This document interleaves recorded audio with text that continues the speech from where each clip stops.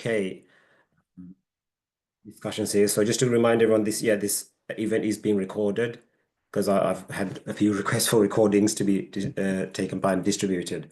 So first of all, thank you all for dialing in for today's Sunday afternoon's session. To talk about the project itself, living in the UK, it's about the Eastern and Western values and cultures and what kind of obstacles and challenges we all face having come to this country from Sri Lanka, and then see how people have overcome these obstacles and challenges. So today's session, we've got Sayuri Serasinghe. She's one of our executive committee members and a solicitor by profession. But before she presents, I'm going to hand it over to Mohan, our president, who's going to talk about a few items about APSL very briefly. And then we'll pass over to Sayuri and we'll have a question and answer session after that. And so please feel welcome to ask any questions from Sayuri. I'll moderate the discussion and we'll close off the day with a quick vote of thanks by myself. So a few housekeeping. Can you all mute yourselves? And feel free to either put questions in the chat, which I'll pick up, or you can raise your hand whilst after the Sayuri's done her presentation. So so Mohan, do you want to carry on and take up there? Yeah. Thank you. Thank you, Tushar. A warm welcome to everyone joining us today for this online event as part of the Living in the UK series. For those who, I think most of you are aware of APSL, but as a formality, we started in 2004. So last year we celebrated our 20th anniversary. APSL is a UK registered charity, and we have a significant project portfolio. Our charitable projects include projects such as the scholarship scheme, providing scholarships to underprivileged children in Sri Lanka, cancer relief project, providing relief to and particularly medical aid to patients who are unable to afford that. Again, in Sri Lanka, our solar project facilitates uptake of renewable energy in Sri Lanka, and we also have a number of other projects such as the We Sri Lanka project, promoting reconciliation, reconstruction, and rebuilding in Sri Lanka. In addition, we also encourage professional networking. So our events such as the Ask the Expert series, as well as this event series, are part of that. As far as the operations of the APSL is concerned, our executive committee is a group of volunteers. So and we do depend on donations. So all our donations, we are a direct action charity, so they go directly to the projects, particularly of charitable nature in Sri Lanka. So thank you very much for Tushar for continuing this series. It's now, I think it's nearly 15 years since the initial start of the project, and it's bridging a significant need in terms of the Sri Lankan community here, as to how to kind of calibrate between living in the UK and the sort of Eastern values. And thank you very much for Sayuri for agreeing to deliver today's session. So again, welcome everyone, and hope you'll enjoy the talk today. Thank you. Right. Okay. Thanks, Mohan. So so without further ado, I'm going to hand this over to Sayuri. So I'm not going to give a long introduction to Sayuri because she herself will talk about her journey here. So it'll be interesting to see how her journey plans out. And so over to you, Sayuri. Carry on. Thanks. Thank you. Let me just get the slides up. Hello, everyone. My name is Sayuri Serasinghe. Like Tushar said, I'm a solicitor in the UK, and I'm here to talk about my journey from Sri Lanka to the UK and then becoming a solicitor and integrating into not just the British Society, but also the British Sri Lankan Society in the UK. If we go to the beginning of my journey, I was born in Sri Lanka. But when I was born, my dad was already in Japan doing his PhD. So my mom, when I was 5 months, she also migrated to Japan with me. So actually, my formative years were spent in Japan. We lived there for 5 years. I got to attend Yochien or nursery in Japan when I was there, because both my mom and dad, they were both doing their postgraduates there.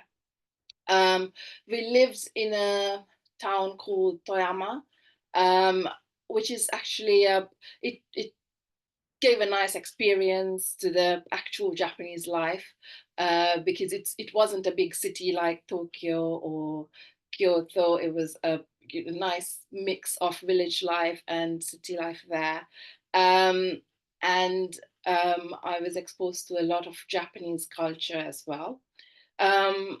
Because I was quite small in terms of memory, it's not much, but I think I have acquired a lot of Japanese, not exactly manners, but there's a bit of Japanese in me still, I think, with the way I eat, etc. And then when I was 5 years old, we moved back to Sri Lanka. There I experienced my first culture shock, coming from a quiet Japan to Colombo, where in early 90s, with the war going on and a lot of army personnel out there. So that was quite a culture shock for me. But I slowly integrated into the Sri Lankan society there. I entered St. Lawrence's convent. I schooled in St. Lawrence's convent up to year 9, and that those years I was involved in a lot of various activities.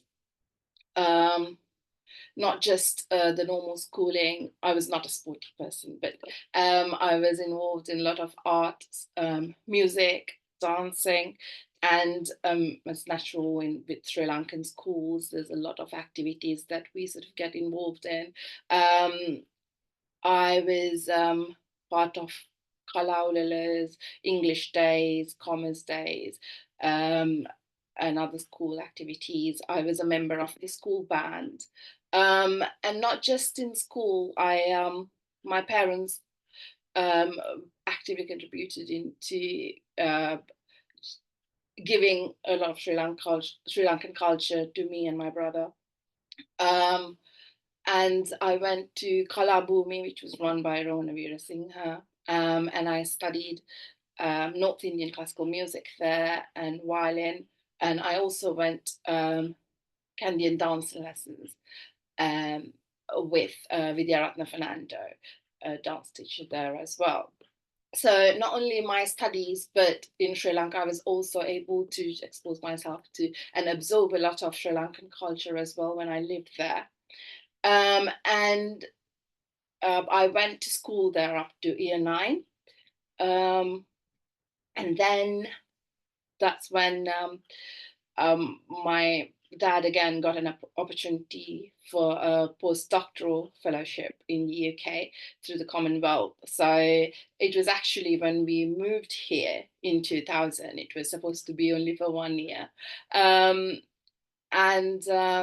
I finished my year 9 in Sri Lanka, and we moved here in December 2000. That, I think, from there on, it was quite a whirlwind of experiences for me, because as you know, after year 9, you just go into your GCSE years, and I've entered into a new country, a new culture. And the first challenge I faced was I finished my year 9, because we moved here in December. So the Sri Lankan term the school year goes from January to December, but in the UK it's from September to June. So by the time I finished year 9 and moved to the UK, First term has gone virtually of year 10. And I think it was about 1.5 months before I got to school here as well. So by the time I got in about mid-February, half the year 10 has gone. So I had to do a lot of catching up, as well as getting used to the education system in the UK. Talking of challenges, one big advantage I think I had with going to a convent school in Colombo. English was quite well used. Apart from the normal studies, we tend to speak in English during school time as well. So English was almost as a first language to me even when I moved here. So the language barrier wasn't much for me when I moved here. But obviously the systems and the syllabuses were quite different. So I had that catching up to do. I think the biggest culture shock for me was going to school in the UK, especially because I went to a convent, all girls convent school in Sri Lanka, and you come into a mixed school here. And I think culturally the schools here are less conservative, whereas you get the strict nuns back home. So that was quite an interesting experience for me. But I think one advantage of being in London is people in London are quite exposed to various cultures, and they don't get shocked with, various other migrants coming in. So they were quite welcoming of me and very helpful as well, both teachers and students. So the integration wasn't difficult. I ended up doing GCSEs here and then A levels. And then I went to King's College London to do my first degree in biomedical science, because my initial intention was to do medicine, as most Asian kids would. But when I studied biomedical science, I realized science was not for me. And then after finishing up my degree, I decided to switch to law and did the graduate diploma in law, and then went on to do the LPC, did the training contract and qualified as a solicitor. And I think I was able to do that because of the flexibility the UK offers as well. And I think that's one advantage I had living here. That I could explore myself, even though my first degree wasn't quite suitable for me. I was able to then divert my path to something that was more suited towards me. So the options available in the UK was quite good. And I think it is actually a good thing to flag up to any new migrants as well into the UK.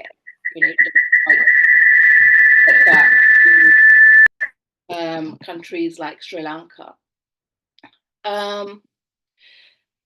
In terms of navigating identity, obviously I lived in Japan during my early childhood, and then to Sri Lanka, and then I moved to the UK. So it's three cultures that I was lucky to experience. Japan is a quite interesting culture because it's a nice mix of Eastern and Western cultures, I think. And maybe because I was exposed to the Japanese culture in my early formative years, I was probably able to navigate both the Sri Lankan identity and the British identity better. And then after I moved to the UK, UK is quite a metropolitan city. There's a lot of nationalities here. So I'm lucky to say I didn't face a lot of discrimination or anything like that. I found everyone, most people, quite friendly and helpful. And also, we live in the Redbridge area of East London, and there's quite a close-knit Sri Lankan community here as well, which meant I didn't quite leave my Sri Lankan identity either. We were part of the Red Bridge Temple, and through that they had various New Year's festivals, etc., that we got involved with quite early on in our lives in the UK. So we were participating through our singing and um, accompanying others with our, instrumentals and dancing as well. Actually, my first introduction to APSL as well, I performed there with the dance act in one of the dinner dances. And then through various charity organizations as well. My dad was quite an active member in various organizations, and through him, we also got to integrate into the Sri Lankan society in the UK. And to start off with, during our young years, we were doing quite a lot of dancing and singing, helping with the fundraising, etc. And then slowly, once I joined the university, I then became a youth member of various organizations.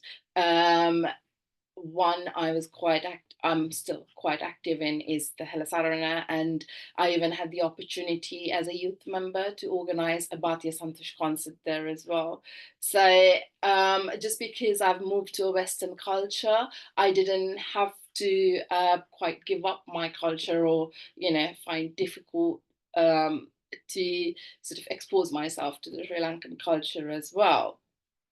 And now, where I have qualified as a solicitor and working at the same time, I try to involve myself with various activities to do with the Sri Lankan side of my identity.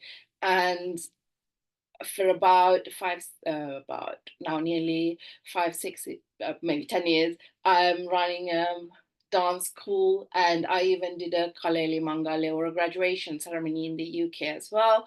And as a singer, I had the opportunity of singing with various artists from Sri Lanka, including Dr. Victor Ratnayaka, Edward Jakudi, T.M. Jayaratna, Conrad Dilgane. So I was able to develop from the skills that I got from Sri Lanka, and you know, give myself a platform here in the UK to bring out my dance skills and singing skills. And me and my brother, we have done various fundraising activities as well to help with especially health and education back home. As I said before, I think it has been a great opportunity, not just moving here to the UK. Not saying there are no opportunities in Sri Lanka, but UK offers a more diverse opportunity, I think, in terms of education and choosing your career paths. Especially, like I said, I started off going down sort of medicine route, and then I had the opportunity to switch to law and then succeed there. And I think, as I said, it's something that we should highlight to all the newcomers too, that, you don't have to sort of be in the sort of area that you're in, and if you want to, you can always branch out or even completely switch, and the opportunities in the UK are great for that. And as I said, with overcoming obstacles, I always found I was lucky from my school days in the UK to be in a very open and welcoming community where they helped me to integrate and direct me where I needed help. And of course, going to a private school in Sri Lanka, that helped me with language, etc. as well. And now I am working in a firm in London as a solicitor, a partner as well.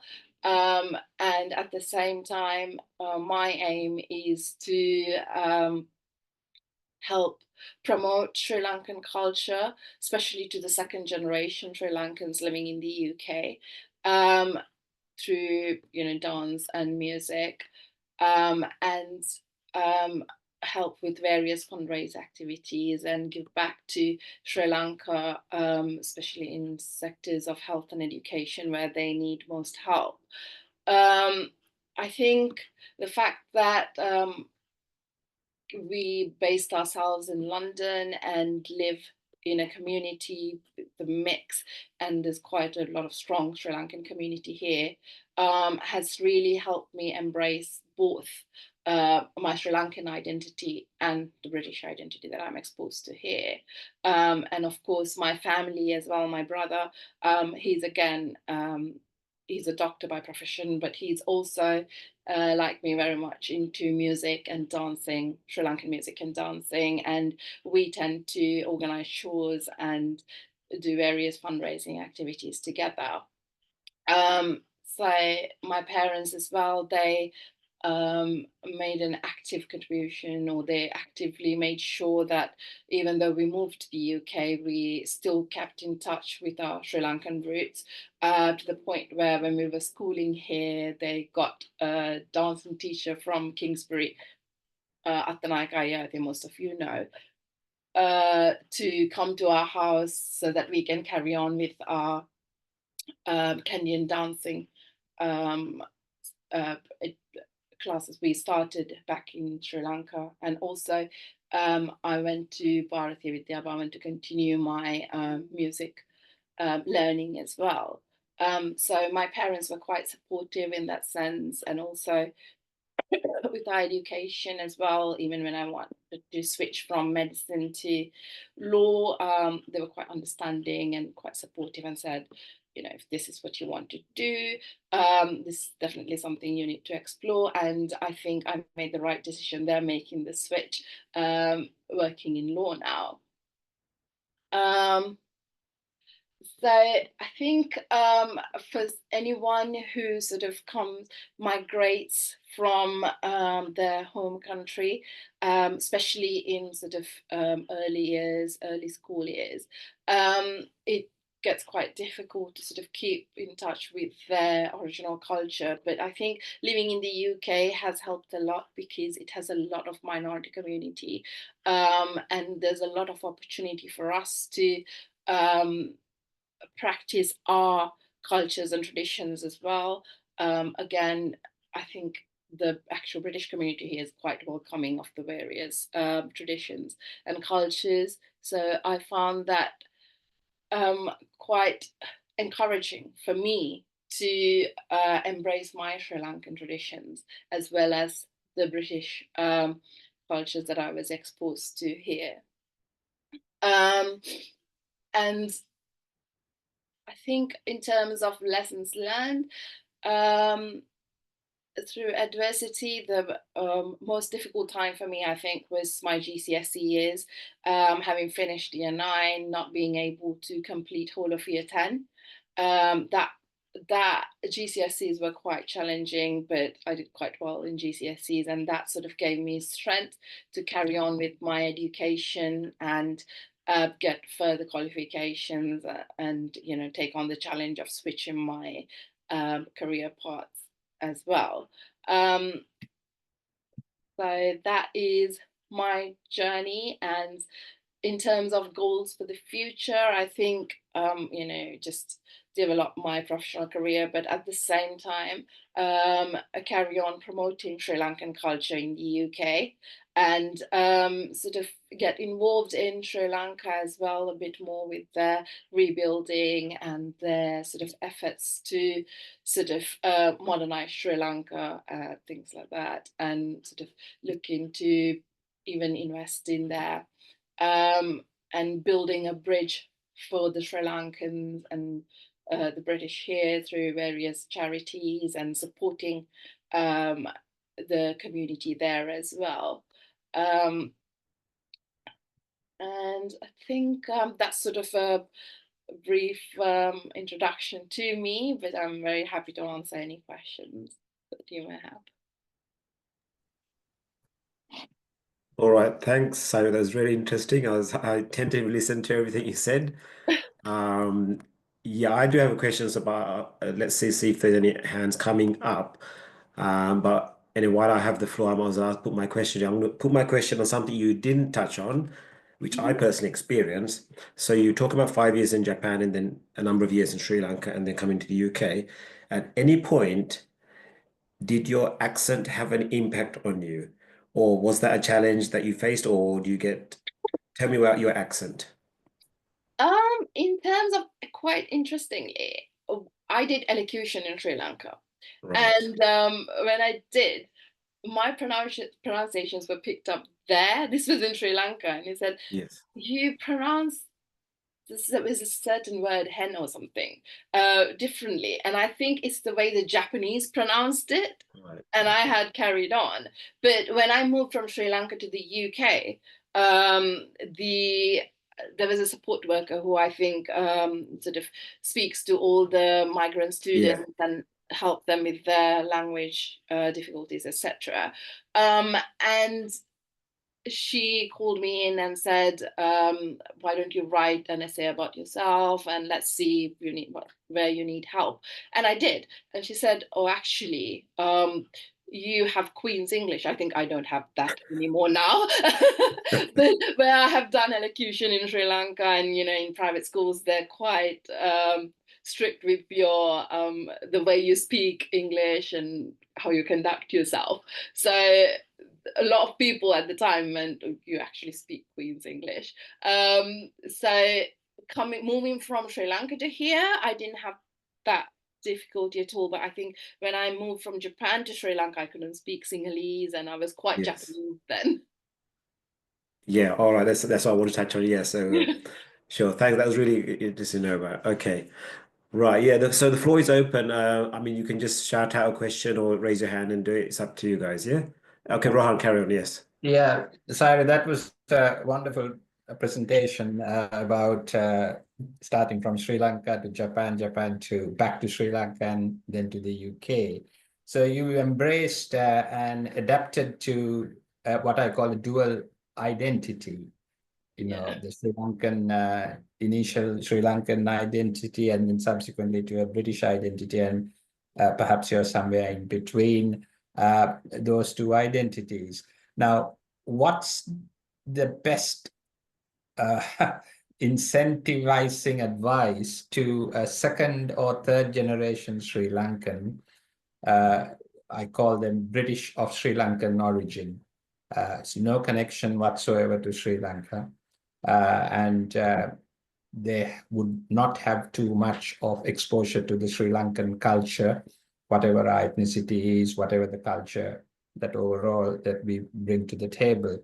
What's your best advice to get them into uh, mix with the mainly Sri Lankan community? I think getting themselves involved in various temples and charities, even APSL. That's how I sort of after I moved here, and you, as soon as you move, you sort of tend to embrace the culture of that country. But where my dad, especially dad, was involved in temples and various other charitable organizations, that's where my exposure back to Sri Lanka began, I think. And that's a very good uh, place for second generation Sri Lankans as well. Not only do they get to hear about the various situations in Sri Lanka and get involved in various projects, but at Temple, for example, we have the annual New Year festival where we teach kids Sri Lankan dancing, Sri Lankan music. So they get the exposure to that by getting involved in at Temple level. And I think most kids where I find that now I've been involved with that for over 10 years now. And I find kids do tend to look forward to that as well. And then they then start not just doing it for the sake of it, but also getting an awareness into it as well as the various items we do. They recognize various, even if it is just like a water pot or like a cooler or whatever it is, these are, exclusively Sri Lankan items, and then they make the connections when they go back to Sri Lanka for holiday, and they're like, oh look, that's a paddy field, and oh, we did the Goyam dance. So I think through temples and various charities, whilst they do give back to the communities in Sri Lanka, but they also have that added effect of exposing the Sri Lankan culture to second, third generation Sri Lankans here. So I think, as parents, if you expose your kids to that, take them to Sunday school, I think that is a very good starting point for them. Thank you. So the parents have a pivotal role to play here in maintaining that link with the younger generation. I think so. Yeah, thank you. Thank you. Yes, so I vouch with what you say, because yeah, the problem is when parents themselves don't go to a place of worship, whether it's a temple or a church or whatever it is, then the link is broken there. Yeah, exactly. Yeah. And I think, So yes, that's it. especially when you move here and then you have kids here, Yes, some parents, I think they prefer to have, just life outside the community, but that's their choice. But if that's you right. want your kids to have those roots, sort of in touch with the Sri Lankan roots as well, I think getting them involved with other Sri Lankans and just mixing in that is really helpful. Yeah, that's right. Because otherwise, it's just the 2-week holiday in Sri Lanka they go for. Yeah, exactly. Yeah, so I'm talking by experience. Right, okay, so there's a comment from Grace. You mentioned, I'd like to make another contribution to APSL. Can you just elaborate on that, Grace? You've written in the chat here. You're on mute. Shall I unmute you?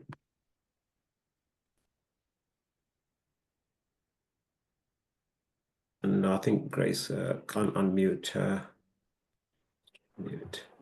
As Sayuri mentioned, the temples, I do contribute a lot to the temples here as well as in Sri Lanka. One temple in Jaffna and Radhapura and several other temples. At the same time, I have been teaching some Sri Lankan students online through APSL. At the same time, I teach a group of students in the temple, Letchworth Temple, on Sunday mornings from 9 to 10. In addition, I'm very happy to help anyone who is doing GCSE. I can coach them. I'm a very experienced teacher. I can help the students to get a high grade. That is my next. At the moment, I'm doing a lot to Sri Lankan students online. I have never seen them. They have heard of my name and they contacted me, so I'm helping them once a week. So if there's anyone who wants to achieve a high grade for GCSE English or literature, I'm here to help.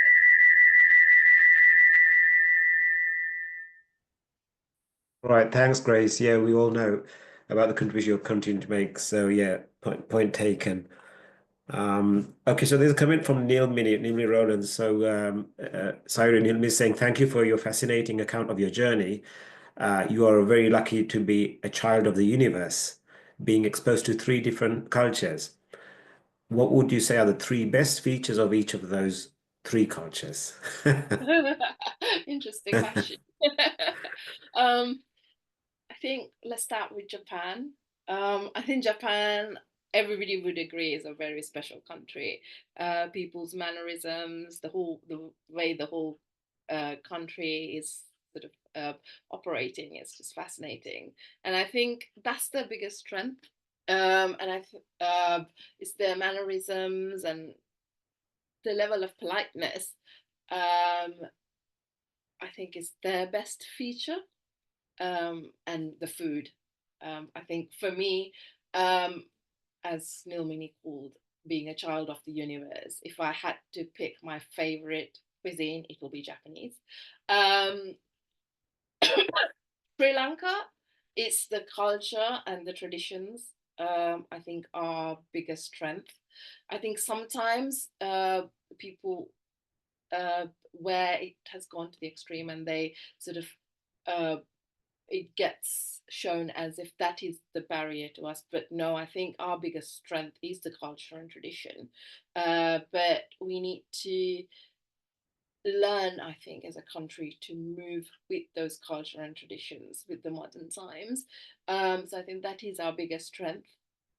And I think with Sri Lankans, it's their resilience as well. One interesting thing I found, because I lived in Sri Lanka from 1991 to 2000, and those are the days where the war was going on, and even in Colombo, there's always the constant bomb scares and the curfews. People were quite adaptable, and as soon as curfews were announced, they were in there, they had their food storage. And then we had sort of not a war situation, but when COVID hit, we had a similar situation in the UK where we were all in lockdown, and I found how it mentally affected a lot of British people here, and I realized a little change would affect a lot people in Britain, whereas in Sri Lanka they become quite adapted. I think it's because they've gone through so many, even the most recent economic crisis as well.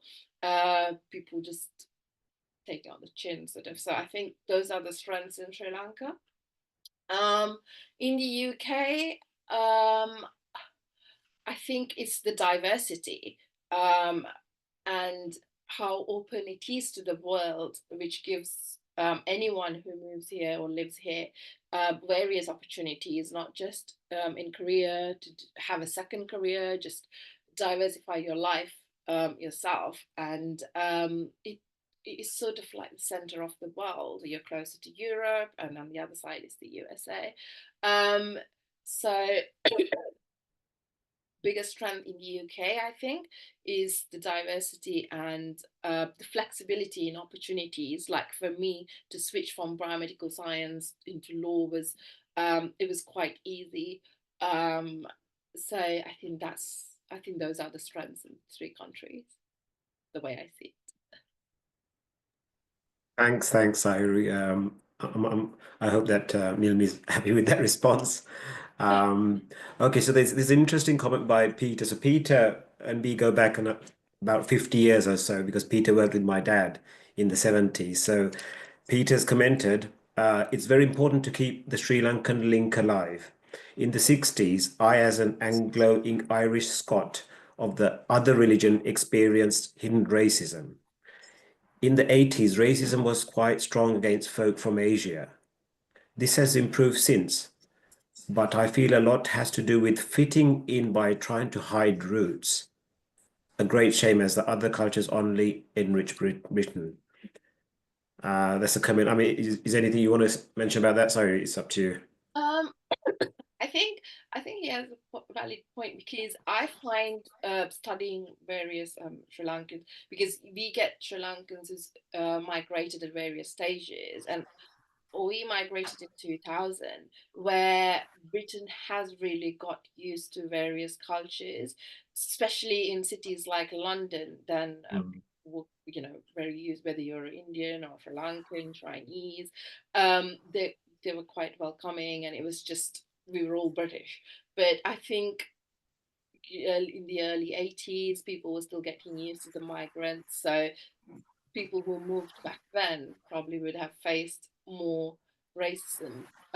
Quite interestingly, because I lived in London, I had a quite welcoming, like I said, atmosphere. And then I did my training contract in Essex, in Canvey Island, and I was the only non-white person who worked in the firm. And that island is quite, there wasn't a lot of migrants there either. But some of the clients who came there struggled to say my name and didn't know how to refer to me. And I think they found it wasn't racism, but I can see they're not used to migrants being around them. But even then, my boss, both my bosses were quite aware of the situation and made sure that I was protected in that sense, and always kept, asking me, did you face any difficulties or anything like that? But I was lucky enough not to face any racism, but I would say maybe people who migrated earlier than us probably did face this in UK. But I think UK has had their own journey and has quite opened themselves up to migrants quite well, I think, compared to a lot of other countries. Yeah, thanks, Sayuri. No, I mean, that's very true. I mean, when I was in London, central London yesterday, and I could see how multicultural it is, because in the evening in the West End, we went to a theatre. So, every other person was a non-British national there. Whereas the village I live in now has about 300 houses, and I'm the only Asian in the village today. Right. So it doesn't mean that I've been exposed to any kind of racism in the village. The villages are fine with me. I know all the neighbors. I'm part of the local community. I'm the treasurer of the local community pub. Right. So yeah, so they welcome me quite fine. But yeah, so I think times have changed over the decades. But yeah, very interesting comment, Peter. Thanks for that. Right. I mean, we've still got another 10 minutes or so for any other questions. Welcome to anyone to open up. Comments.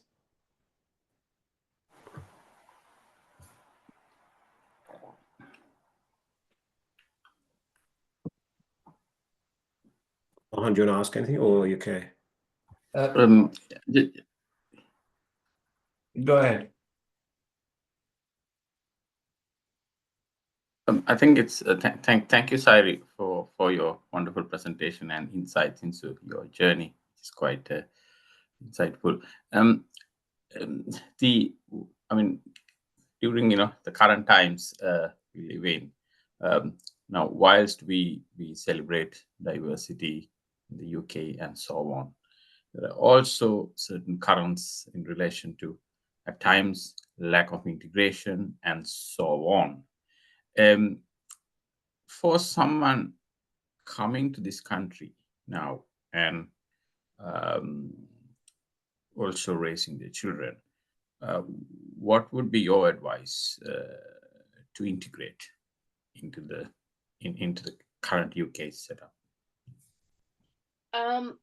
I think it's striking the right balance that is difficult. I think some go to one extreme and they're like, okay, we're not going to mix with any Sri Lankans who are living in the UK, and totally cut themselves off and go into the complete British life. And some people just only mix with the Sri Lankans. But I think it's important to let your kids mix with, all the other, not just the British kids, but also the, you get very exposed to various cultures here. So all of them, which I find, that has increased my knowledge and experiences as well, because you not only do you learn about the Sri Lankan culture and the British culture, you also know about the Indian culture, the Pakistani culture, the Middle East culture. So it's let them, exposed to that, but also at the same time get them involved in various community events, so they are exposed to Sri Lankan culture as well, and let them explore. I think one thing, because I came when I was 14 years old, so I was trying to navigate doing GCSEs, and so on. But for kids here, they have various opportunities. They have opportunities to volunteer. They have opportunities to gain work experience. So that's a good thing before they pick their career paths and everything as well. So this country is quite open. They can even take a gap year before they explore the university degrees that they want to pick. So I would say, rather than, because we come from a culture, the Sri Lankans, where you are so focused on doing your O levels and then A levels, get the university degree done and get your job.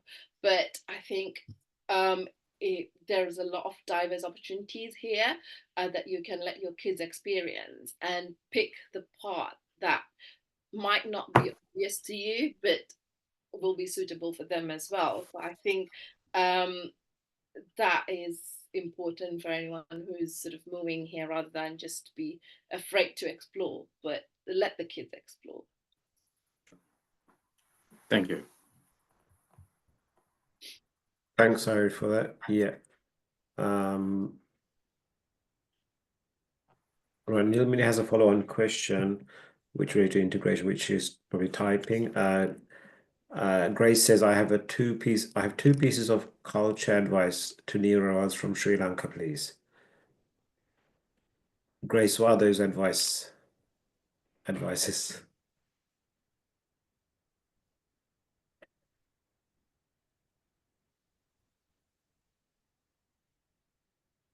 Grace on mute. Yeah, she's on mute. I'm trying to unmute. Yeah, can't unmute. Can you hear me? Oh, what's that? Yeah, can hear you. So there's a bit of echo, but you can carry on, Grace.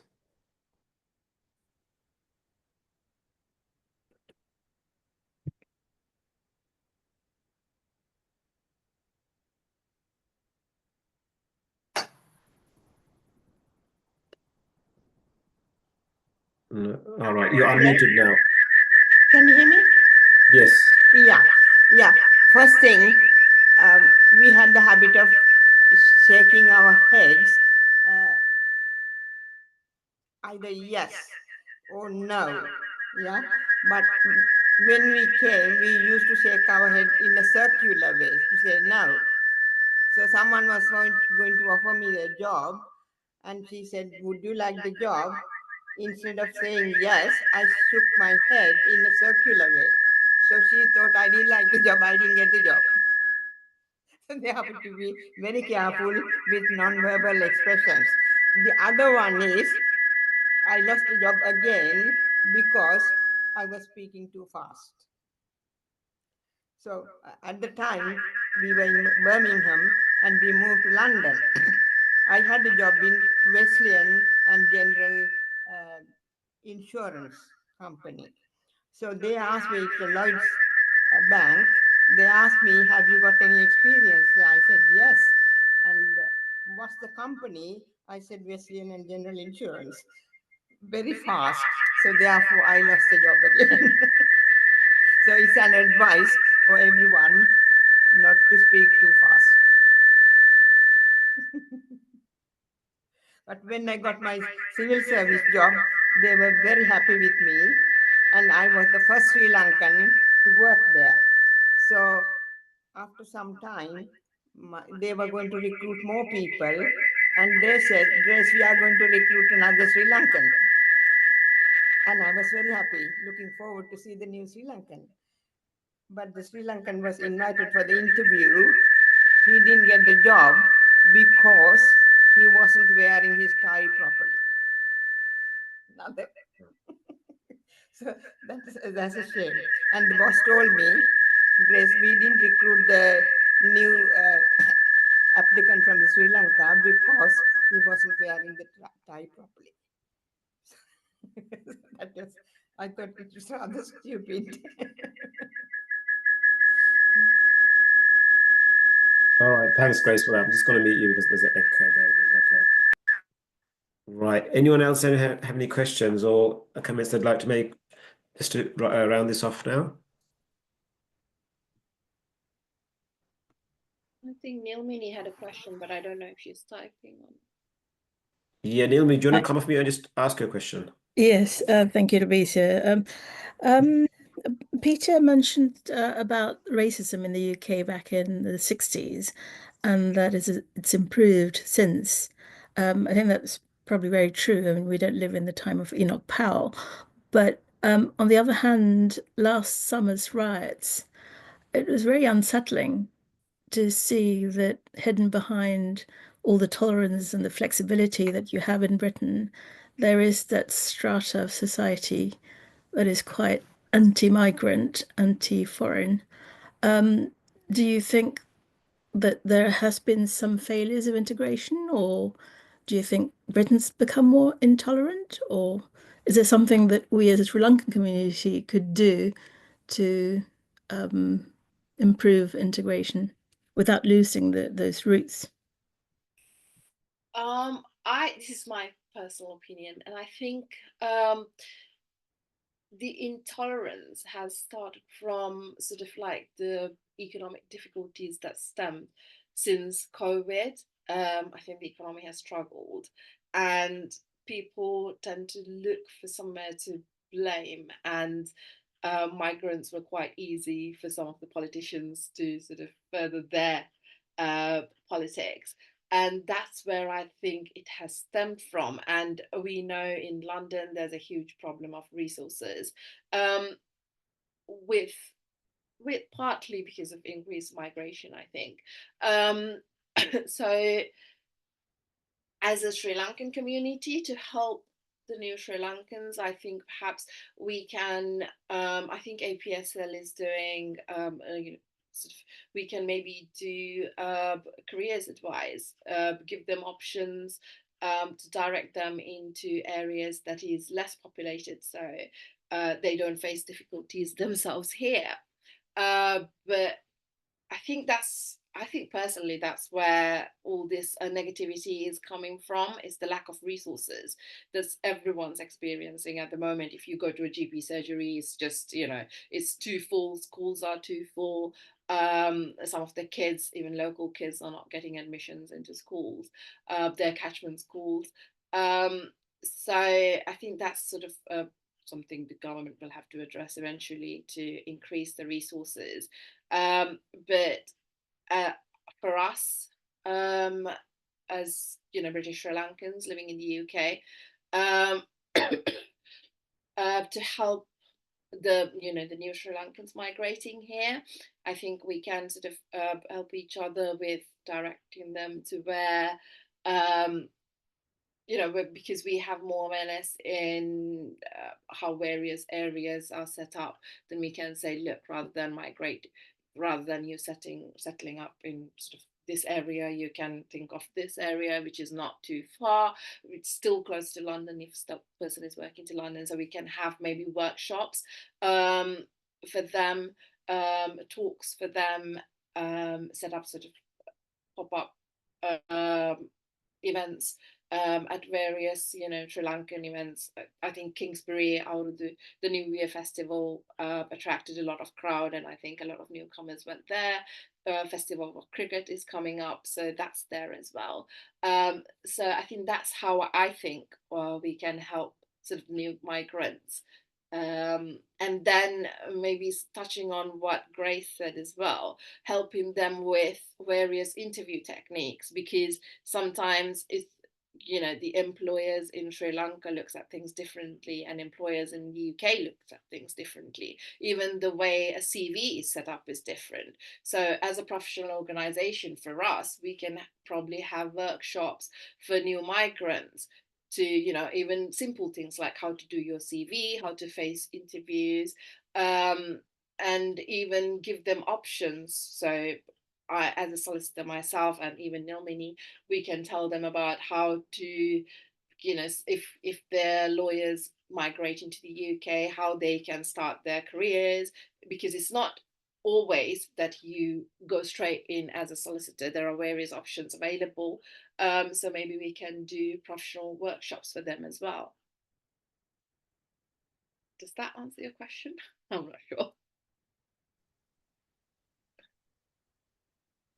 Yeah, no, thanks, Sarah, for that. Yeah, it's very interesting, and yeah, I sort of about the workshops and things like that.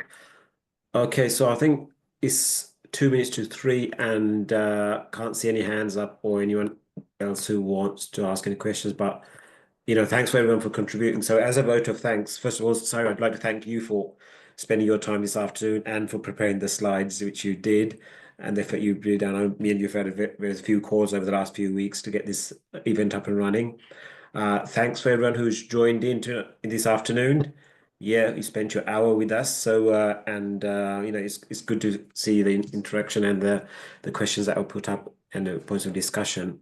So and thanks to all APSL Exco members who supported this by promoting it amongst your networks. And I know it's a Sunday afternoon; it's quite difficult to get people together, but we've got a good crowd here today. So so I'll bring this event to a close, and yeah, enjoy a good afternoon. It's still sunny outside.